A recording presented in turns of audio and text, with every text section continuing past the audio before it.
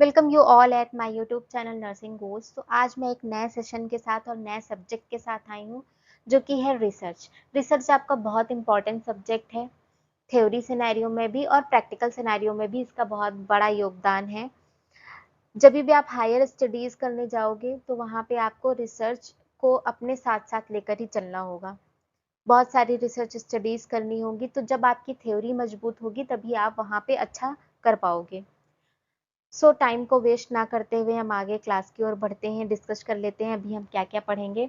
सबसे पहले तो रिसर्च क्या होता है हम वो पढ़ेंगे, फिर उसका मीनिंग क्या होता है, डेफिनेशन क्या होता है, नर्सिंग में रिसर्च का क्या मीनिंग है, फिर उसके बाद हम उसकी नीड्स, कैरेक्टरिस्टिक एंड एरियाज पढ़ेंगे, कहाँ कहाँ पे रिसर्च को किया जा सकता है।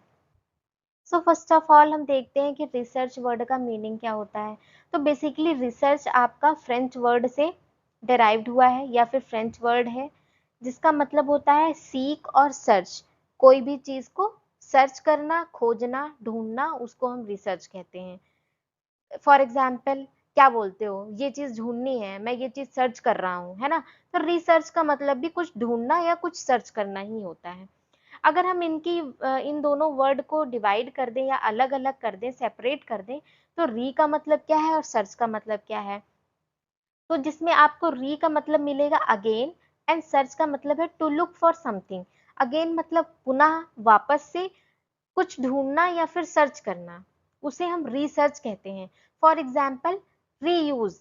रीयूज का मतलब क्या होता है, वापस से वो कोई चीज है जो एक बार यूज करी जा चुकी है, वापस से उसको यूज करना रीयूज कहलाता है। तो रिसर्च का मतलब है कोई चीज उस पर सर्चिंग हो चुकी है, फिर वापस से उस पर सर्च करना या नए फैक्ट्स को ढूंढना, उसे हम रिसर्च कहते हैं।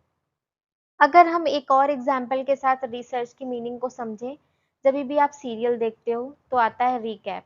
रिकैप का मतलब क्या है, जो उन्होंने वापस से कल को जो सीरियल हो गया था उसको वापस से दोहरा देना, है ना, उसे ही तो रिकैप बोलते हो। तो सेम ऐसे रिसर्च, किसी चीज पे सर्च हो चुका है या फिर कोई थ्योरीज बनाई जा चुकी हैं, जब वापस से उन पे सर्च करना या फिर फैक्ट्स ढूंढना, नए नॉलेज को अपडेट करना, उसे ही हम रिसर्च कहते हैं। This is the meaning of the research. I hope आपको समझ में आया होगा। ये आपके कुछ डेफिनेशंस हैं रिसर्च की जो हम वन बाय वन डिस्कस करेंगे। First definition is, it is an art of scientific and systemic investigation. Research आपकी क्या है, एक आर्ट है। आर्ट कैसी आर्ट है, कलर्स पेंटिंग्स की आर्ट नहीं है। ये एक साइंटिफिक एंड सिस्टमिक इन्वेस्टिगेशन की आर्ट है। सिस्टमिक इन्वेस्टिगेशन का मतलब सिस्टम वाइज, एक स्टेप टू स्टेप सर्च करना। स्टेप टू स्टेप का मतलब फॉर एग्जाम्पल, अगर आप पहले क्या थे, न्यू बॉर्न थे, फिर 1 मंथ के हुए, 2 मंथ, 3 मंथ, 4 मंथ, ऐसे करके आपका step wise growth and development हुआ। सेम एज रिसर्च में भी स्टेप्स होती हैं, उन स्टेप्स को वन बाय वन लाइन से करते हुए इन्वेस्टिगेशन करना और scientifically evidence proof basis data को लेकर जब हम स्टडी करते हैं तो उसे हम रिसर्च कहते हैं। नेक्स्ट डेफिनेशन आपकी क्या है, research is a process systematically searches for new facts and relationship. Research क्या है, एक प्रोसेस है सिस्टमैटिकली। सिस्टमैटिकली मतलब already I have told, searches for new facts and relationships, मतलब आपके नए फैक्ट्स और रिलेशनशिप, आपके रिलेशनशिप नहीं, जो भी आपकी स्टडी है उसमें जो रिलेशनशिप्स है, सिस्टमैटिक वे से जब हम नए फैक्ट्स और रिलेशनशिप को सर्च करते हैं उसे ही हम रिसर्च कहते हैं। नेक्स्ट डेफिनेशन क्या है, it is a systemized effort to gain new knowledge. जहां पे देखो वहां सिस्टम आ रहा है, मतलब रिसर्च के जो स्टेप्स हैं वो बहुत इंपॉर्टेंट हैं। ठीक है, जो भी स्टेप्स जो भी स्टेप्स हैं, जिस तरीके से स्टेप्स फॉर्मुलेट किए गए हैं, उनको ध्यान में रखते हुए ही रिसर्च करनी है। तो ये क्या है, ये एक सिस्टमाइज एफर्ट है टू गेन न्यू नॉलेज या फिर न्यू फैक्ट्स, न्यू रिलेशनशिप, मतलब कुछ भी नया नॉलेज, नया फैक्ट, नया रिलेशनशिप को जब भी हम सिस्टमाइज्ड एफर्ट से गेन करते हैं उसे ही हम रिसर्च कहते हैं। नेक्स्ट, लास्ट डेफिनेशन आपकी क्या है, research is a movement from known to unknown. This is very important, known to unknown मतलब ये एक मूवमेंट है जिसमें आप नोन से अननोन की तरफ जाते हो। जो चीजें आपको पता है उनको लेकर आप अननोन जो चीजें नहीं पता है उनको पता करते हो। रिसर्च का मतलब यही है, वापस से उस पर रिसर्च करना होता है, लेकिन जब आप पुरानी चीजों में मतलब जो रिसर्चेस हो चुके हैं उनसे अलग डेटा लाओगे जो किसी को पता ना हो, अननोन हो। फॉर एग्जाम्पल हैंड वॉशिंग, जब स्टार्टिंग में हैंड वॉशिंग पे रिसर्च हुआ होगा तो ये पता चला होगा हाँ हाथ धोने से क्या होता है, जर्म्स नष्ट होते हैं, लेकिन वापस से स्टडी किया गया, बाद में ये रिसर्च में लाया गया, ये जो चीज नहीं पता थी कि कितने स्टेप होते हैं, क्या चीज हम यूज करेंगे जिनसे जर्म्स नष्ट होंगे, है ना। तो नोन टू अननोन गया, पहले ये पता था जर्म्स नष्ट होते हैं, बाद में ये पता चला नहीं इतने स्टेप्स होते हैं, जब हम ऐसे हैंड वॉशिंग इतनी देर तक करेंगे तब जाके जर्म्स नष्ट होंगे, तो वो नोन टू अननोन हो गया। तो आई होप आपको समझ में आया होगा कि रिसर्च को क्या कहते हैं। ये एक आर्ट है साइंटिफिक एंड सिस्टमैटिक इन्वेस्टिगेशन की, या फिर एक ये ऐसी प्रोसेस है जिसमें सिस्टमिक वे से हम नए फैक्ट्स और रिलेशनशिप को सर्च करते हैं, या फिर नए नॉलेज को गेन करते हैं, या फिर नोन से अननोन की तरफ जाते हैं। ये आपकी डेफिनेशन हो गई रिसर्च की। इससे ज्यादा आसान डेफिनेशन आपको कहीं नहीं मिलेगी, वन लाइनर डेफिनेशन है। आई थिंक समझ में आ गया होगा। अगर नहीं समझ में आया है तो आप कमेंट सेक्शन में कोई भी डाउट अपना क्लियर कर सकते हो। नेक्स्ट हम बात करते हैं नर्सिंग रिसर्च क्या है। तो नर्सिंग रिसर्च भी आपकी एक सिस्टमिक प्रोसेस है जिसमें हम सॉल्यूशंस, कोई भी प्रॉब्लम है उसके सॉल्यूशंस को गेन करते हैं या फिर डिस्कवर करते हैं, मतलब खोजते हैं, इंटरप्रेट करते हैं न्यू फैक्ट्स। कोई भी न्यू फैक्ट्स कहाँ पे, क्लिनिकल प्रैक्टिस, नर्सिंग एजुकेशन या फिर नर्सिंग एडमिनिस्ट्रेशन में। मतलब सर्च करना है नए फैक्ट्स, नए रिलेशनशिप को, नए नॉलेज को, और उन प्रॉब्लम्स को भी सॉल्व करना है, लेकिन सर्टेन एरिया, एक हमारा दायरा है, जैसे कि clinical practice, nursing education and nursing administration. तो इन जगहों पे जब हम सिस्टमिक प्रोसेस से रिसर्च करते हैं या फिर सर्च करते हैं नए फैक्ट्स को, आइडियाज को, नॉलेज को, उसे ही हम नर्सिंग रिसर्च कहते हैं। Now we will see the definition of nursing research. Nursing research क्या है? It is a systemic process in which the researcher scientifically collects data to be used in clinical to find solution to nursing problems. That means जब researcher कौन होता है? जो research करता है। जब रिसर्चर नर्सिंग प्रॉब्लम के सॉल्यूशन को फाइंड आउट करने के लिए सिस्टमिक प्रोसेस से साइंटिफिकली डेटा कलेक्ट करता है और उस डेटा को यूज करता है क्लिनिकल एरिया में, तो उसे हम नर्सिंग रिसर्च कहते हैं। फॉर एग्जाम्पल कोविड-19 का ले लेते हैं। कोविड-19 के टाइम पे बहुत सारे केसेस हुए और रिसर्चेस भी हुए। रिसर्चेस क्या हुए? मेडिसिन पे हुए, वैक्सीन पे हुए, कुछ टेक्निक्स पे हुए कि कौन सी ज्यादा इफेक्टिव है। तो उसमें से अगर हम एक टेक्निक निकालें कि ब्रीथ इन ब्रीथ आउट करने से ऑक्सीजन लेवल थोड़ा सा इम्प्रूव होता है। मैं कोई बहुत रियल डेटा नहीं बता रही हूँ, जस्ट एक एग्जाम्पल के तौर पे आपको बता रही हूँ। सपोज करिए रिसर्चर ने 20 पेशेंट ले लिए, 10 पेशेंट्स में उसने ब्रीथ इन ब्रीथ आउट की टेक्निक का इस्तेमाल किया और 10 पेशेंट्स को एज ट्रीटमेंट एज यूजुअल रखा। तो उसने पाया कि जो 10 पेशेंट्स जिनको ब्रीथ इन ब्रीथ आउट की एक्सरसाइज करवा रहे थे उनके ऑक्सीजन लेवल में इम्प्रूव आया है रेदर देन दूसरे वाले जो ग्रुप थे उनमें। तो ये क्या हुआ, साइंटिफिकली प्रूवन हुआ कि जिनको आप रेगुलरली अगर एक्सरसाइज दे रहे हो तो उनके ऑक्सीजन में इम्प्रूव हो रहा है। तो ये क्या हो गया, आपका एक साइंटिफिकली प्रूव्ड हो गया। मतलब इसमें रिसर्चर ने साइंटिफिकली डेटा कलेक्ट किया।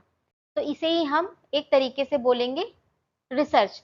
जस्ट केवल बैठा के ऐसे करके नहीं होता है, उसकी बहुत सारी प्रोसेस है जो आप आगे चल के अभी पढ़ोगे। जस्ट मैंने एक एग्जाम्पल के तौर पे बताया है। नेक्स्ट डेफिनेशन क्या कहती है? Nursing research is a systemic process, फिर आगे आपका systemic process which the researcher scientifically collects data, again scientifically data collection हो रहा है, to be use in administrative और instructional area in order to find solution to evaluate nursing practices, procedure, policies और curriculum. तो इसमें क्या है, वो तो फाइंड आउट हो गया आपका क्लिनिकल एरिया में। फिर इसमें क्या है कि एडमिनिस्ट्रेटिव या फिर कोई इंस्ट्रक्शनल एरिया या फिर प्रैक्टिसेस, प्रोसीजर, पॉलिसीज, करिकुलम, इन सब चीजों में जो प्रॉब्लम्स हैं उनको इवेलुएट करने के लिए जब हम एडमिनिस्ट्रेटिव एरिया में रिसर्च करते हैं तो उसे हम नर्सिंग रिसर्च कहते हैं। कुल मिला के नर्सिंग रिसर्च आप क्लिनिकल एरिया में करो, एडमिनिस्ट्रेटिव एरिया में करो, इंस्ट्रक्शनल एरिया में करो, that are same. Now we will see needs for nursing research. Nursing research की नीड क्या है? फर्स्ट आता है आपका टू मेंटेन प्रोफेशनलिज्म। प्रोफेशनलिज्म को मेंटेन करना, जो भी हमारे प्रोफेशन की डिग्निटी है उसको हम नर्सिंग रिसर्च से मेंटेन कर सकते हैं। फॉर एग्जाम्पल कोविड-19 वाली इमरजेंसी में अगर हमें नर्सिंग रिसर्च के बारे में नहीं पता होता, पुराने फैक्ट्स के बारे में नहीं पता होता, तो क्या ये वैक्सीन्स, टेक्निक्स, मेडिसिन की खोज हो पाती? कुछ नहीं हो पाता। तो क्या हमारी प्रोफेशन की डिग्निटी लो होती? बिल्कुल होती लो, है ना? तो प्रोफेशनलिज्म को मेंटेन करने के लिए रिसर्च की नीड है। To have autonomy, autonomy means self governing power, self governing quality को इनहेंस करने के लिए नर्सिंग रिसर्च है। Next is to have accountability. Accountability का मतलब रिस्पॉन्सिबिलिटी। अगर हमें नर्सिंग रिसर्च के बारे में पता है तो जो हमारी रिस्पॉन्सिबिलिटीज हैं, नए फैक्ट्स को सर्च करना, नए रिलेशनशिप को पता करना, नए आइडियाज को देखना, नए नॉलेज को गेन करना, तो ये हम अच्छे से कर सकते हैं। Next is to develop critical thinking. Critical thinking को डेवलप करना, creativity, questioning and systematically problem solving techniques among nurses. Nursing research से हम क्रिटिकल थिंकिंग को डेवलप कर सकते हैं, क्रिएटिविटी, क्वेश्चनिंग और सिस्टमिक वे में कोई भी प्रॉब्लम नर्सेस के बीच में अगर हो गई है तो उसे कैसे सॉल्व करते हैं ये सीखते हैं। क्योंकि नर्सिंग रिसर्च आपकी क्या है? एक सिस्टमिक प्रोसेस है। तो सिस्टम वाइज अगर आपने 10 रिसर्च कर लिए, 20 रिसर्च कर लिए, तो आपकी क्रिटिकल थिंकिंग डेवलप होगी, क्रिएटिविटी, क्वेश्चनिंग और systemic problem solving technique develop होगी। नेक्स्ट आता है to develop new techniques of nursing intervention. हमेशा आप जो भी नए टेक्निक्स हैं इंटरवेंशन के लिए उनको डेवलप कर सकते हो, कि ये वाली टेक्निक हटा के नई टेक्निक यूज करना, बट वो साइंटिफिकली प्रूवन होनी चाहिए। Next, it can provide the tools for assessing and evaluating new nursing intervention. Nursing research क्या करता है? टूल प्रोवाइड करता है, जो भी नए इंटरवेंशंस हो रहे हैं उनको कैसे एसेस किया जाए और कैसे इवेलुएट किया जाए।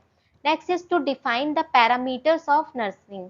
जो नर्सिंग के पैरामीटर्स हैं उनको डिफाइन करने में हेल्प करता है क्या? Nursing research.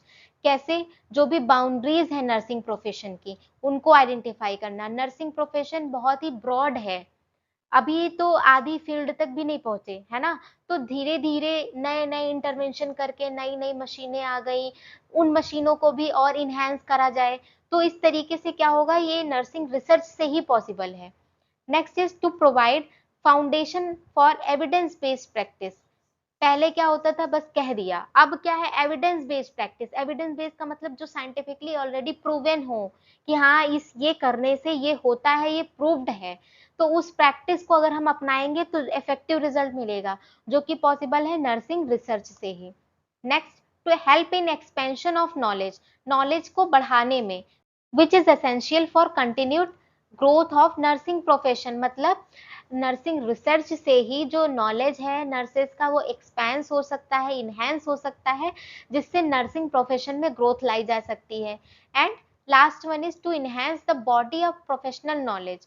जो भी प्रोफेशनल नॉलेज है उसको हम इनहेंस कर सकते हैं with the help of nursing research, इसलिए नर्सिंग रिसर्च की बहुत ज्यादा नीड है।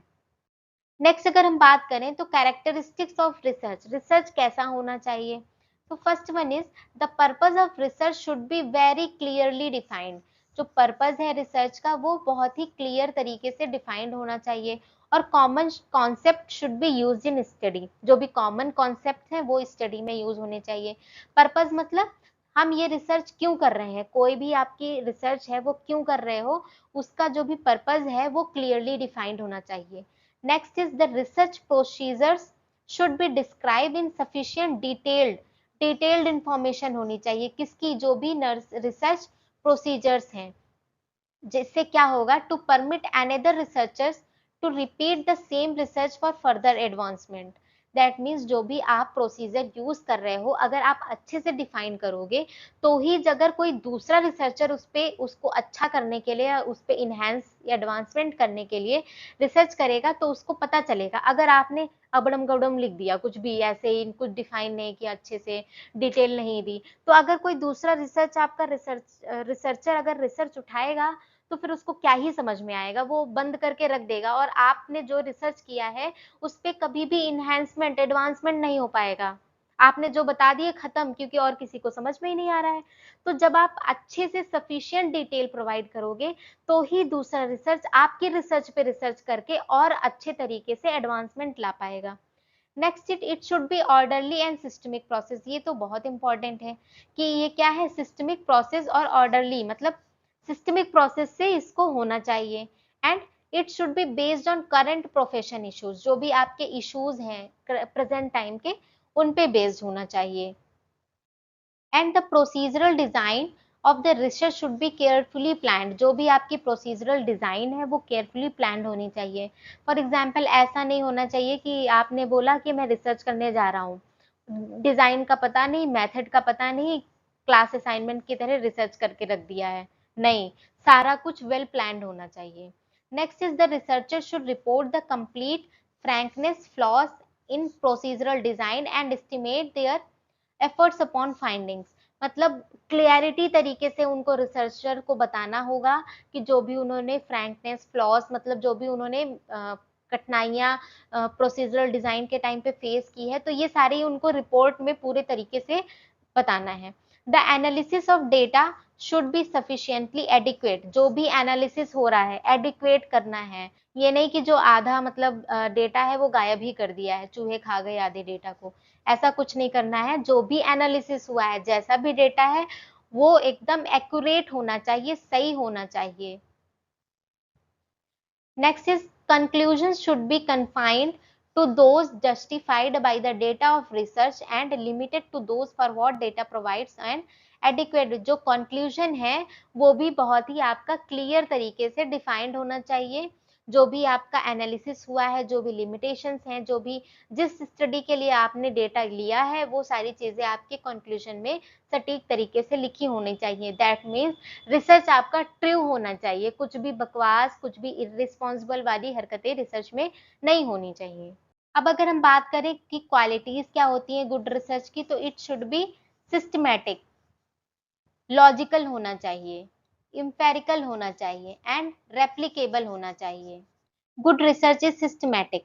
Systematic means the structured with specified steps to be taken in specific sequence in accordance with well-defined set of rules. That means जो भी आपके steps होंगे वो specified होंगे और specific sequence में ही लेने हैं with well-defined set rules. मतलब जो भी steps हैं उनके कुछ rules होंगे, वो उन्हीं तरीके से आपको सिस्टमैटिक वे में ही रिसर्च करना है। Systematic characteristics of the research does not rule out creative thinking. मतलब ये नहीं है कि अगर सिस्टम से चलना है तो क्रिएटिव थिंकिंग खराब हो जाएगी, नहीं। उसके साथ साथ मतलब ये नहीं करना है, गेस नहीं करना है, use of guessing and invitation of arriving to the conclusion. मतलब कोई गेस नहीं करना है, इस वजह से एक सिस्टम वे से आपको चलना है। कुल मिला के आप ये बोल सकते हो कि एक स्टेप बाय स्टेप प्रोसेस है, जो कि एक स्पेसिफिक सीक्वेंस के साथ और वेल डेफिनिट रूल के साथ गुड रिसर्च हम करते हैं।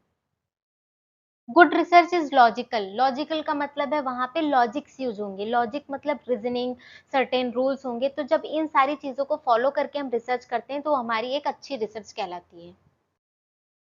Next is good research is empirical. Empirical का मतलब होता है जो भी रिसर्च है आपकी, अगर वो प्रूव्ड है, एक्सपेरिमेंटली प्रूव्ड है, तो हम उसे अच्छी रिसर्च कहेंगे। Next is good research is replicable. Replicable का मतलब है कि ऐसी रिसर्च हो जो मानने लायक हो, मतलब किसी ने की भी हो और आपके रिसर्च पे भी कोई रिसर्च कर पाए। सो ये टॉपिक यहीं पे खत्म करते हैं। आई होप आपको टॉपिक समझ में आया होगा। यदि आपको कोई डाउट होता है तो आप कमेंट सेक्शन में कमेंट कर सकते हैं। यदि हमारे चैनल को सब्सक्राइब नहीं किया है तो प्लीज चैनल को सब्सक्राइब कर लीजिए। मिलते हैं अगले नए वीडियो के साथ। Thank you for watching.